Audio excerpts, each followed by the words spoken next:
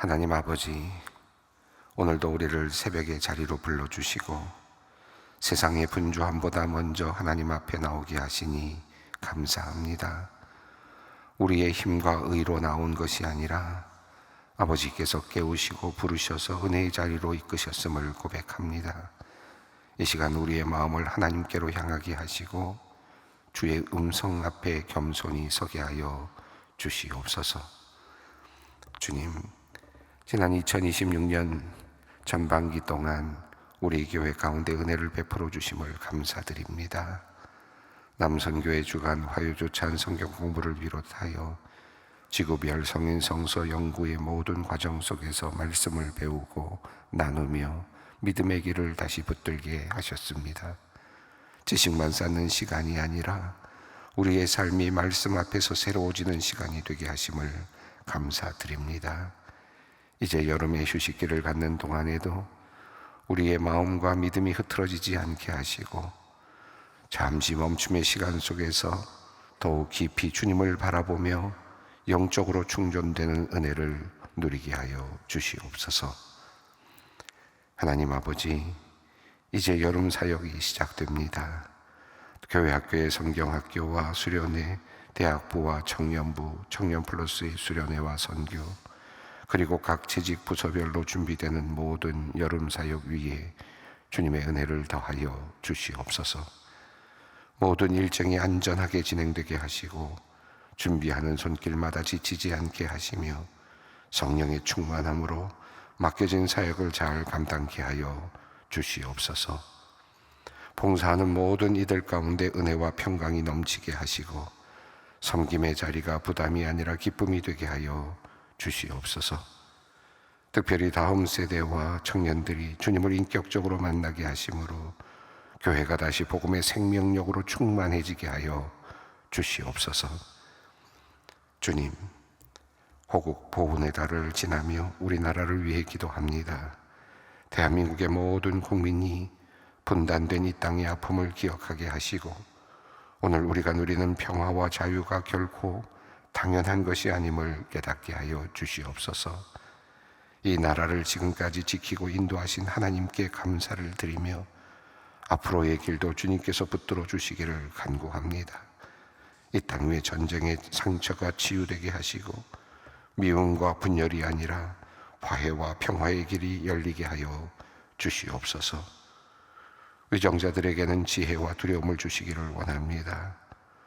이들이 권력과 이익을 추구하는 것이 아니라 생명과 백성을 귀히 여기는 정치를 하도록 그 마음을 주장하여 주시옵소서. 하나님, 이 나라뿐 아니라 온 세계가 물질의 욕망과 투기의 광풍 가운데 흔들리고 있음을 봅니다. 더 많이 가지려는 탐욕이 사람의 마음을 사로잡고 정직한 수고보다 빠른 이익을 쫓는 시대가 되었습니다. 이럴 때일수록 하나님의 백성들이 깨어있게 하여 주시옵소서. 세상의 흐름에 휩쓸리지 않게 하시고 물질을 주인 삼지 않으며 하나님 나라의 가치와 의를 먼저 구하는 믿음의 사람들이 되게 하여 주시옵소서. 우리에게 주신 것을 감사함으로 받고 나눌 줄 아는 마음 또한 허락하여 주시옵소서. 사랑의 하나님, 여름이 다가오며 더위로 인해 고통받는 이들을 기억합니다. 우리나라에 소외된 이웃들, 홀로 지내는 어르신들, 주거 환경이 열악한 이들, 거리와 현장에서 일해야 하는 노동자들을 불쌍히 여겨 주시옵소서. 또한 여름을 준비하며 오르는 냉방비와 여러 재정의 부담으로 근심하는 작은 교회와 목회자들을 긍휼히 여겨 주시옵소서. 예배당을 시원하게 여러 성도들을 맞이하고 싶어도 현실의 무게 앞에 마음 졸이는 교회들이 있습니다. 주님, 교회들을 기억하시고 필요한 재정을 채워주시며 돕는 손길과 지혜로운 길들을 열어 주시옵소서. 작은 교회들의 예배가 끊어지지 않게 하시고 더위 속에서도 성도들이 은혜로 모이며 주님의 위로와 평강 가운데 여름 사역을 감당케 하여 주시옵소서. 하나님 아버지, 소망교회 환우들을 주님의 손에 올려드립니다.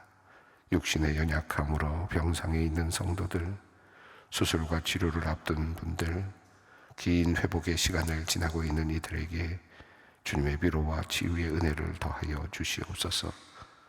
두려움 대신 평안을 주시고 낙심 대신 소망을 주시며 가족들에게도 감당할 힘을 허락하여 주시옵소서. 의료진의 손길을 붙들어 주시고 모든 치료의 과정 속에 주님의 선하신 인도하심이 있게 하여 주시옵소서. 하나님, 췌장암 말기 판정을 받은 은택 권사님을 위해 기도합니다. 치료를 받기에 적절하지 않은 상태인데 그래도 통증을 느끼지 않게 하시니 감사합니다. 치매 초기로 어려운 시간을 보내시던 중 받은 진단이라 가족들의 마음이 무너집니다. 하나님, 이 가정을 주님께서 긍휼히 여겨 주시옵소서. 아내를 깊이 아끼며 사랑하는 은퇴장로님의 마음 기억하시고 주님께서 가장 좋은 길로 인도하여 주시옵소서. 온 가정이 믿음으로 하나 되고 한 마음으로 서로 사랑하도록 성령께서 이끌어 주시옵소서. 이제 말씀 앞으로 나아갑니다. 우리의 마음 열어주시고 약속한 말씀도 새롭게 듣게 하시며 오늘 우리에게 주시는 하나님의 뜻을 분별케 하여 주시옵소서. 들은 말씀 하루의 삶으로 살아내게 하시고 새벽에 받은 이 은혜가 오늘 우리의 말과 생각과 걸음 속에 나타나게 하여 주시옵소서. 우리 주 예수 그리스도의 이름으로 기도 올리옵나이다. 아멘. 오늘의 말씀입니다. 이사야서 28장 1절로 13절 말씀입니다. 이사야서 28장 1절로 13절까지 말씀 함께 봉독하겠습니다.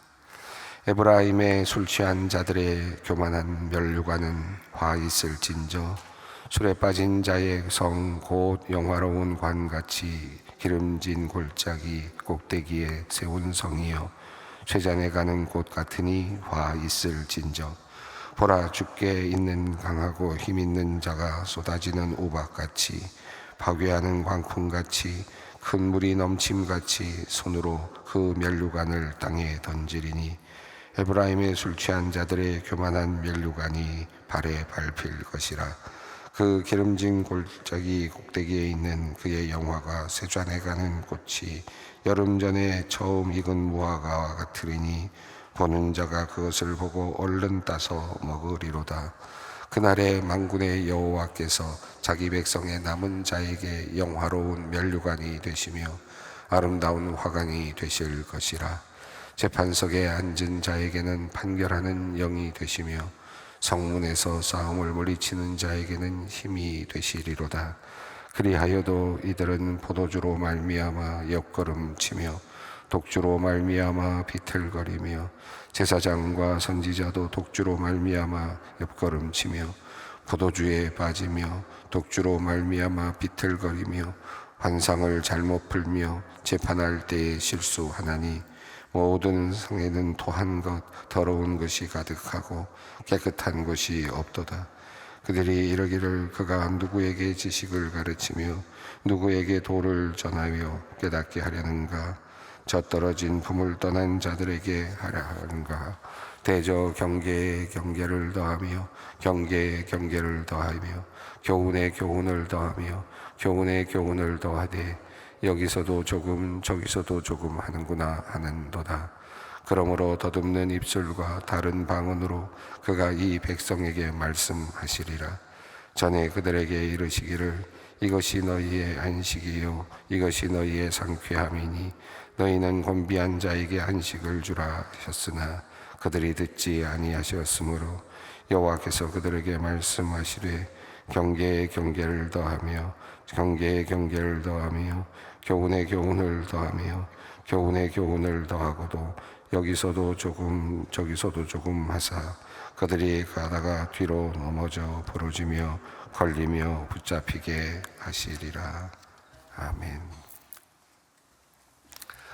우리는 지금까지 13장부터 23장까지 이어지는 열국들의 모든 심판과 또 유다 또 이스라엘을 포함한 모든 나라들의 그 멸망에 대한 이야기를 쭉, 심판에 대한 이야기를 13장부터 23장까지 살펴보았고요.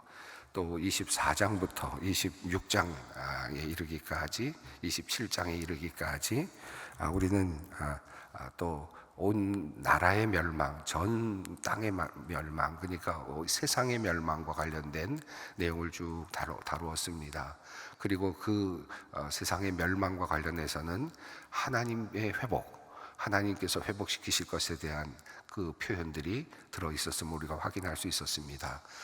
온 세상의 그 멸망과 심판 그리고 회복에 대한 이야기는 자연스럽게 뒤쪽으로 이어지면서 다시 이스라엘로 하여금 희망을 갖도록 만들어주는, 남유다로 하여금 이스라엘 백성, 유다 백성들로 하여금 희망을 만들어주는 말씀으로 마무리되었습니다. 주께서 그 백성을 치셨던들 그 백성을 친 자들을 치심과 같았겠느냐라고 하는 말씀 안에서 이제 또 위로를 받습니다. 그리고 하나님께서 그래도 우리를 사랑하시는구나 라고 하는 그런 의미를 받아들이게 되고, 결국 마지막 날, 그날에 나팔이 불려질 때, 그때 모든 쫓겨난 자들이 다시 돌아와서 예루살렘에서 예배할 것이다 라고 하는 말씀으로 마무리가 되었습니다. 이 심판에 대한 이야기가 길게 이어졌고, 그리고 그 이야기의 결론 부분은 하나님께서 너희를 지금 치시는 것이 그것이 나의 백성을 치는 것이다 라고 하는 것이고, 사랑으로 치는 것이고, 결국은 남겨진 자들을 내가 불러 모을 것이다 라고 하는 말씀으로 마무리가 되었죠. 자, 오늘 본문부터는 28장 이제 이어지는 내용인데요, 33장까지 이어지는 내용입니다. 자, 다시 역사의 현실로 돌아온 듯한 느낌이 듭니다. 현장으로 다시 돌아왔습니다. 먼 미래를 바라봤죠. 온 나라들의 멸망들, 심지어 아직 바벨론은 아직 융성해지지도 않았는데 바벨론의 멸망까지, 아수르의 멸망은 물론이고 모든 나라들의, 애굽과 그리고 이 모든 나라들의 멸망들을, 심판에 대한 이야기들을 쭉 살펴보았고, 또 이스라엘 유다의 그 마지막 부분에 대해서도, 멸망에 대해서, 온 세상의 멸망에 대해서도 함께 살펴보았습니다. 멀리 봤다면, 망원경을 가지고 멀리를 내다봤다면 이제 다시 현실로 돌아와서 오늘 우리 현실 안에서 일어나고 있는 일들을 다시 관찰하기 시작을 합니다. 다시 다시 이 화면이 앞으로 당겨지는 듯한 느낌이고, 오늘의 현실로 돌아오는 듯한 느낌입니다.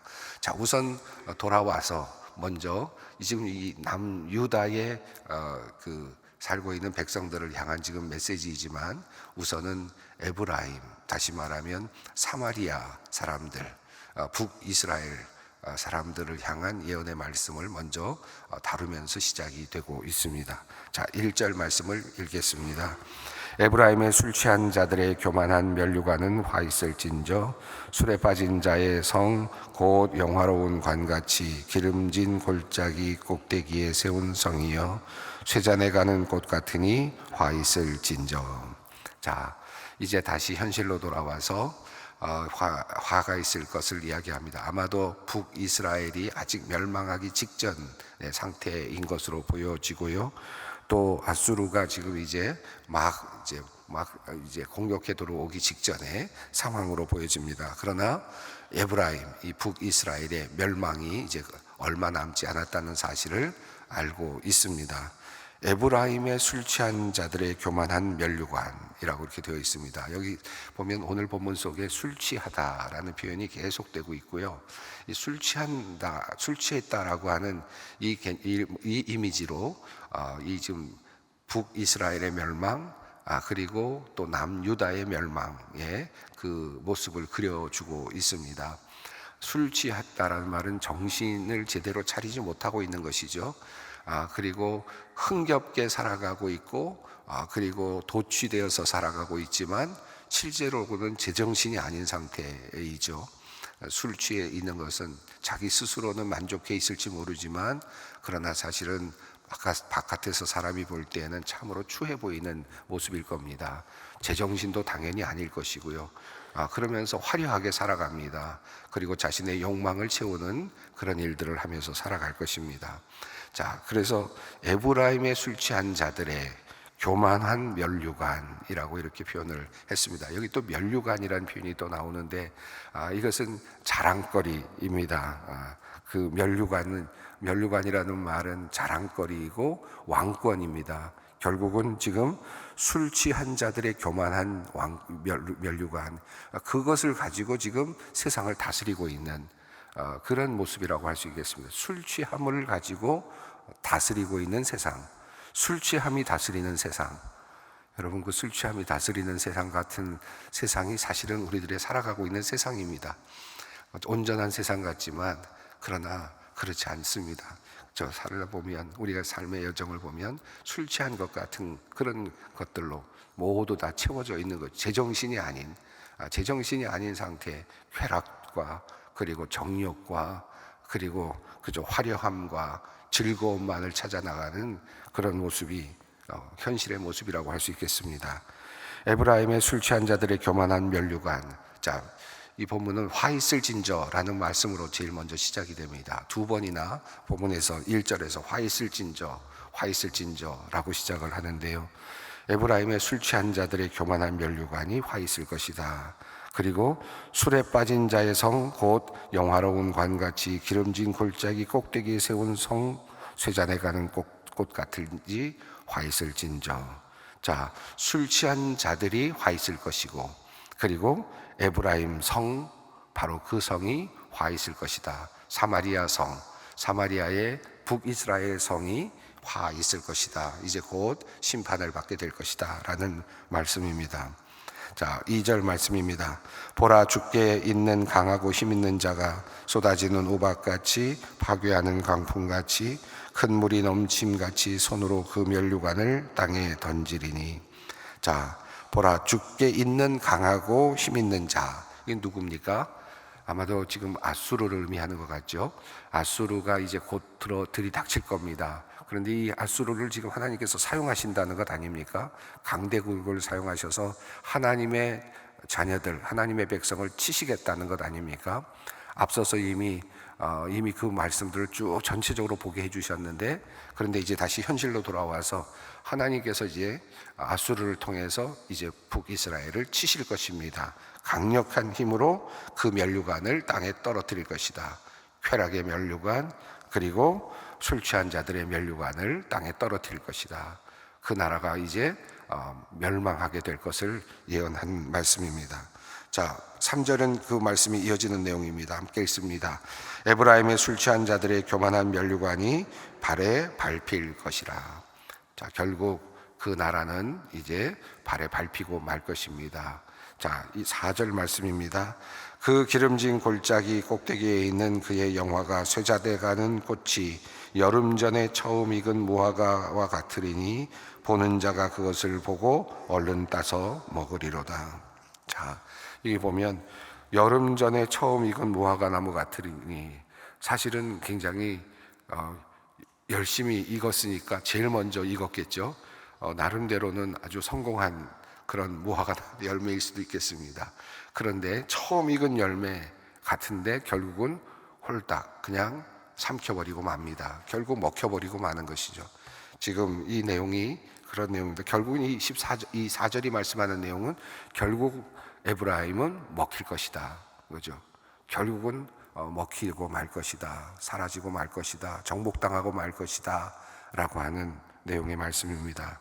1절과 2절과 3절과 4절은 북이스라엘의 멸망에 대한 아주 직접적인 예언의 말씀이라고 할 수 있겠습니다. 이제 곧 바로 코앞에 다가와 있는 멸망에 대한 경고 말씀입니다. 그러나 이미 앞에서도 말씀하셨지만, 그러나 이렇게 완전히 멸망시킬 때마다 하나님은 아직도 미련을 갖고 계시고 아직도 희망을 갖고 계셔서 남겨진 자들을 찾으십니다. 남은 자들을 찾으신다는 거예요. 그래서 5절을 볼 수 있습니다. 함께 봅니다. 그날에 만군의 여호와께서 자기 백성의 남은 자에게 영화로운 면류관이 되시며 아름다운 화관이 되실 것이라. 자, 여기서 면류관의 이미지가 앞서 1절에 나왔던 면류관의 이미지와 같이 연결되면서 이제 어떤 면류관입니까? 술 취한 자들의 교만한 면류관. 제정신이 아닌 사람이 지금 면류관을 쓰고 있습니다. 술 취한 자가 세상을 다스리고 있는 거죠. 술 취한 자가 그 교만함을 가지고 이 세상을 다스리고 있습니다. 술 취한 교만한 자가 에브라임을 다스리고 있는 것이지만 제정신이 아닌 거죠. 자, 그런데 그날에 이렇게 완전히 이 나라가 파괴되고 먹히고 그리고 완전히 면류관이 땅에 떨어지게 될 때, 그 지휘력이, 지도력이 다 상실되게 될 때, 그때 드디어 하나님께서는 남겨진 자들, 이 남겨진 자들은 신실하게 하나님을 섬기는 남은 자들이죠. 그 남은 자들에게 면류관이 되실 것이다.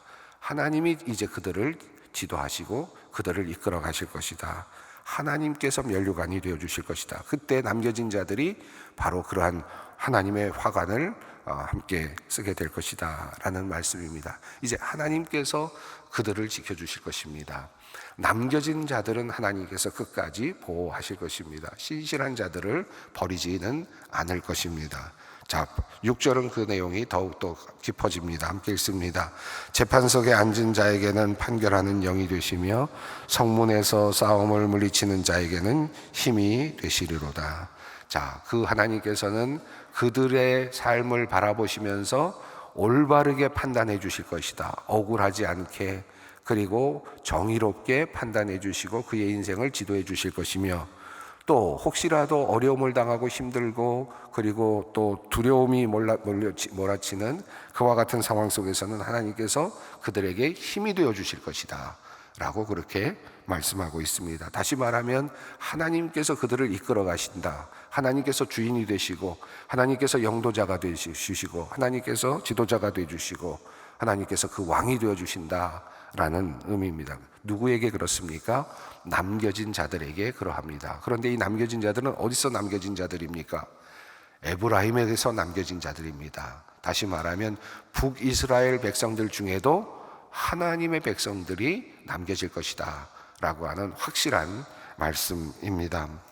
자, 그리고 나서 이어지는 말씀은 7절인데요. 여기서부터는 우리가 이 한글 성경으로는 정확하게 구별이 되지는 않지만, 그러나 내용의 흐름상으로 본다면 이제는 남유다의 상황을 이제 다시 보고 있는 내용입니다. 자, 남유다의 상황. 이렇게 지금 북이스라엘이 이제 멸망해 가고 에브라임이 멸망해 가고 이제 그런 상황 속에서 그런데 그럼 남유다는 어떤가? 남유다는 아직 그 이후에도 한동안 이제 명백을 유지하지 않습니까? 자, 그렇다고 해서 그러면 남유다는 괜찮은가? 똑같습니다. 전혀 다를 바가 없습니다. 여기도 또 역시 술 취한 이미지가 또 나오고 있습니다. 자, 7절입니다. 함께 읽습니다. 그리하여도 이들은 포도주로 말미암아 옆걸음치며 독주로 말미암아 비틀거리며 제사장과 선지자도 독주로 말미암아 옆걸음치며 포도주에 빠지며 독주로 말미암아 비틀거리며 환상을 잘못 풀며 재판할 때 실수하나니. 예, 1절에서 에브라임의 교만한 술 취한 자들의 교만한 면류관이었다면, 자, 이제는 이 유다는, 에브라임은 그냥 술 취한 교만한 면류관입니다. 다시 말하면 이 하나님과 관련이 있는 것 같지도 않는 그런 면류관입니다. 술 취한 자들의 면류관이니까요. 교만한 면류관이니까요. 그런데 이 7절의 남유다의 면류관, 남유다의 지금 이 모습은 어떻습니까? 이 술 취함은 누가 술 취한 겁니까? 제사장이 술 취하고 누가 술 취한 겁니까? 여기 보면 지금 선지자들이 술 취한 겁니다. 하나님의 귀한 사역을 감당하는 이들이 술 취한 겁니다. 자, 이 참으로 안타까운 일이죠. 하나님의 백성, 그래도 남유다는 하나님의 백성으로서 그래도 하나님께서 희망을 갖고 계시지만, 그럼에도 불구하고 이미 그들도 독주와 포도주에 흥건히 빠져 있습니다. 그들은 비틀거리고 있습니다. 제대로 할 수 있는 일이 없습니다. 자, 어떻습니까? 선지자들은 하나님께서 주시는 말씀을 받아서 제대로 선포를 해야 되는데 어떻습니까? 술이 취해 있으니 비틀거리고 그러면서 환상을 잘못 풀죠. 제대로 볼 수가 없습니다. 하나님의 말씀, 하나님이 보여주시는 그 사인을 제대로 캐치할 수가 없습니다. 받아서 전할 수가 없는 상태가 되어버렸습니다. 또 어떻습니까? 또 제사장들은 재판도 같이 해야 되는데 제사장들은 어떤 일을 합니까? 재판할 때 술 취해 있으니 실수할 수밖에 없습니다. 이들도 역시 완전히 술에 취해 있을 뿐입니다. 자, 그 술 취한 모습이 흥건하게, 아마 술 취한 것을 보았던 사람들이라면 이게 무슨 의미인지 알 것 같은데 8절 말씀입니다.